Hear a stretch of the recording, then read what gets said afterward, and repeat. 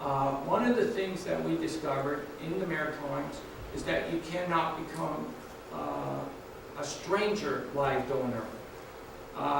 In the year 2000, the first live liver donor was performed, and it was a family member that gave it to another family member. Since then, there's been hundreds and hundreds of live donors that have been performed, and 99.9% of them are family related. It wasn't until last year that a stranger, when we say stranger, someone that does not know where his live organ is going to go to, stepped up and agreed to do it. And since then, we've had about half a dozen.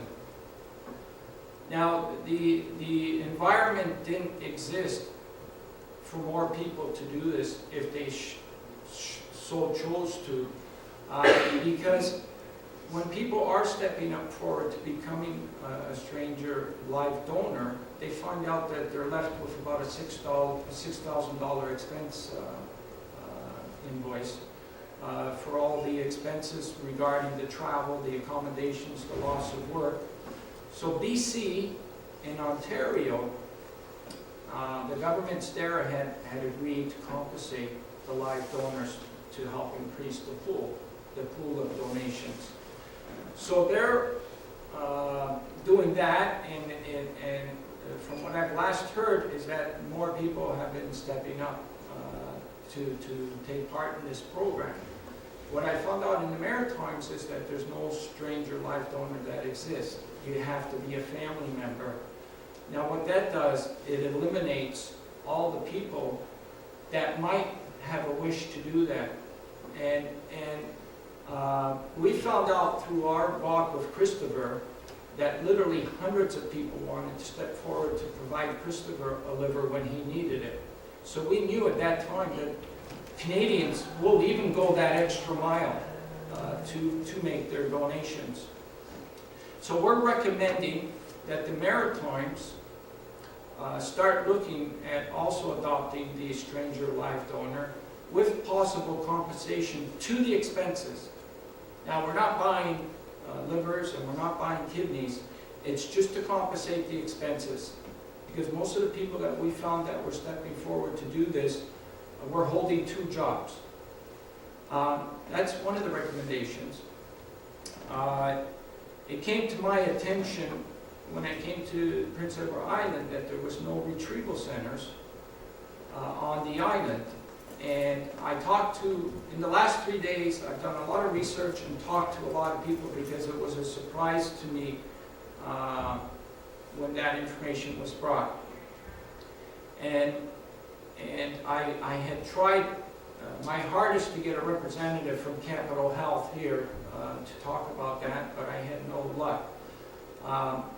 But yesterday something remarkable happened. It was almost like a miracle. I had received an email from a lady that's presently living in Ottawa, and she's a Charlottetown born and raised person. And around last year, her mother, Norma Arsenault, passed away with a brain aneurysm. And this was in Charlottetown. And the family were approached with two decisions. Either cut the life support, or you can do what your mom wanted to do, and that was to become an organ donor.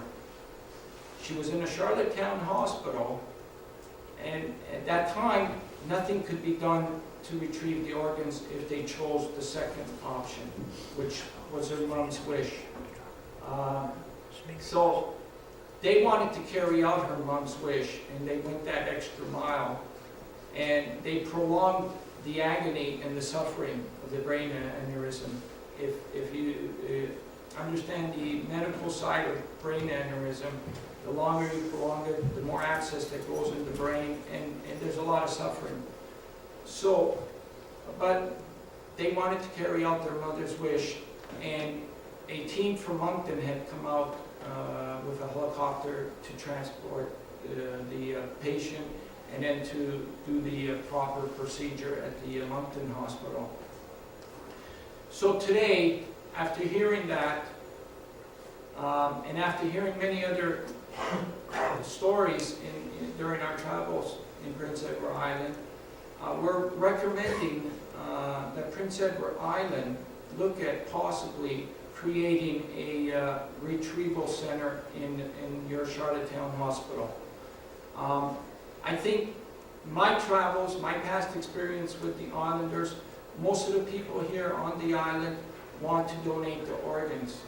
And what my recommendation would be is to make it as easy as possible for them. And if a hospital, building a hospital in your city with a complete retrieval team, if that's going to help, then that's going to be one step forward in trying to address this problem.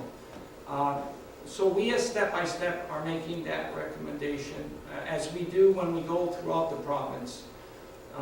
We also made that recommendation about the stranger live donor during the legislation, where we had where we were hosted by MLA meeting, MLA Maureen McDonald. Now we're doing all this in memory of Norma Arsenault. I spoke to her daughter at length yesterday in Ottawa, and she sends her greetings, and it's her wish as well to have a retrieval center built in Charlottetown. Today, we're also going to be carrying the torch under her memory, Norma Arsenault. And I don't want to seem like I'm an outsider coming here trying to tell your province what to do or what to, you know. I've been passionately involved with this because it affected me personally as well. And I've seen too many people that have passed away needlessly. And every morning that I wake up fresh with that memory of seeing how many people got wheeled out from the hospital towards the morgue because an organ wasn't available. That's the feeling I wake up every morning with. And I'm saying to myself, what can I do today to help to solve this?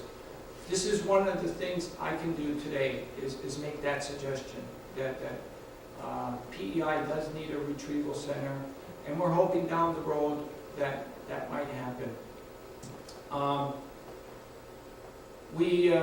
We'll finish this walk on June 20th in Nagalute, and during that time, we don't know what else we're going to uncover. Our focus is to bring the torch to each community because there's students that are waiting to carry it.